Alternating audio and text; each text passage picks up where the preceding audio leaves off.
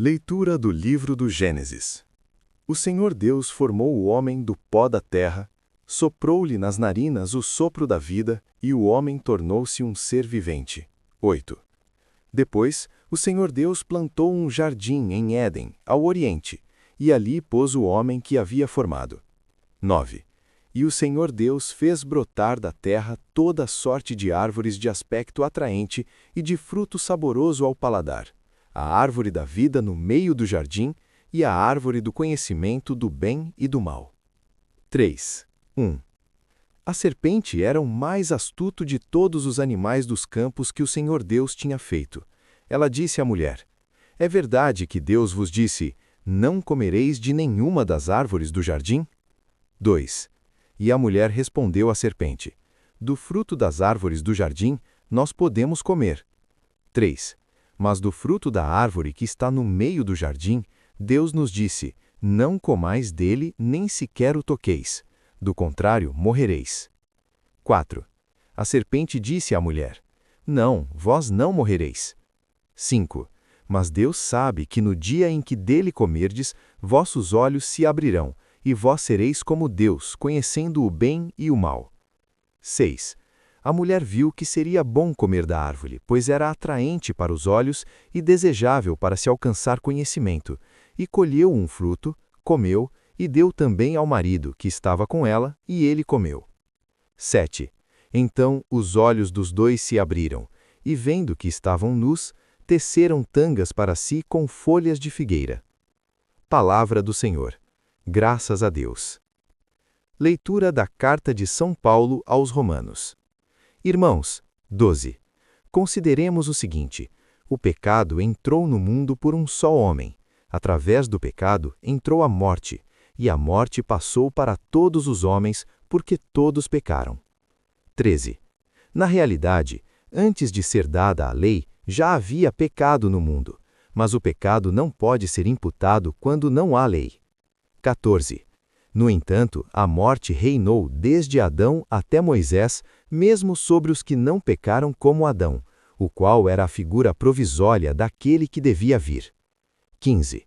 Mas isso não quer dizer que o dom da graça de Deus seja comparável à falta de Adão.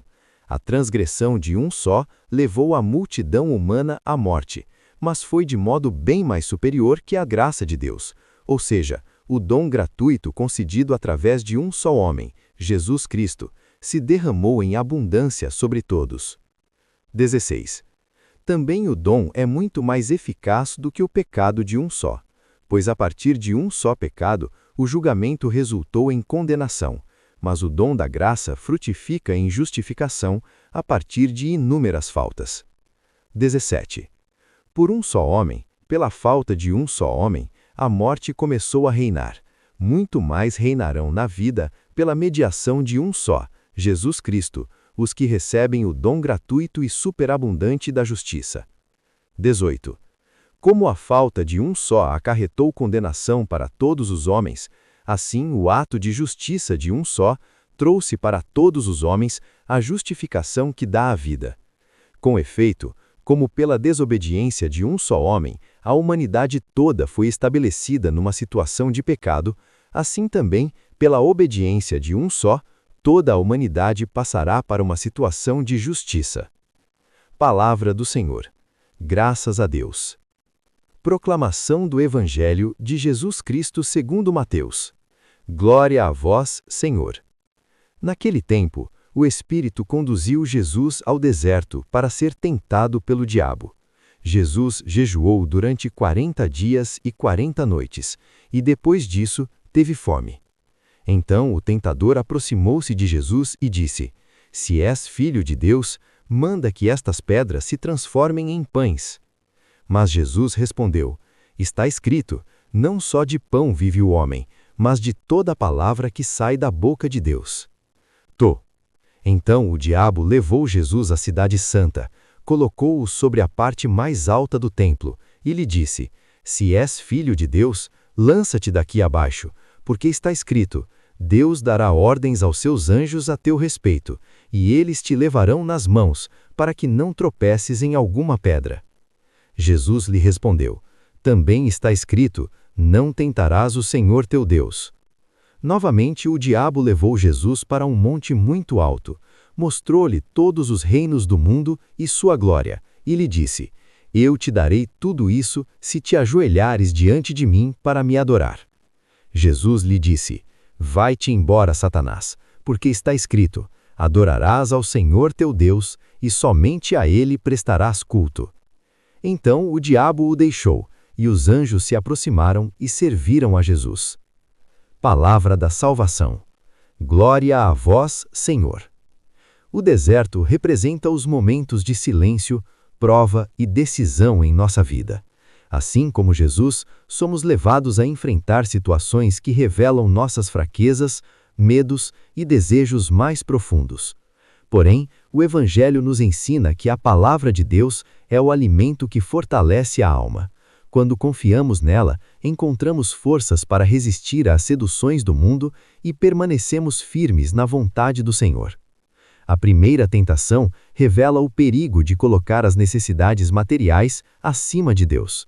A segunda mostra o risco de usar a fé de forma superficial ou egoísta. Já a terceira apresenta a sedução do poder, do sucesso e da glória sem Deus. Em todas elas, Jesus responde com firmeza e sabedoria, mostrando que a verdadeira liberdade está na fidelidade ao Pai.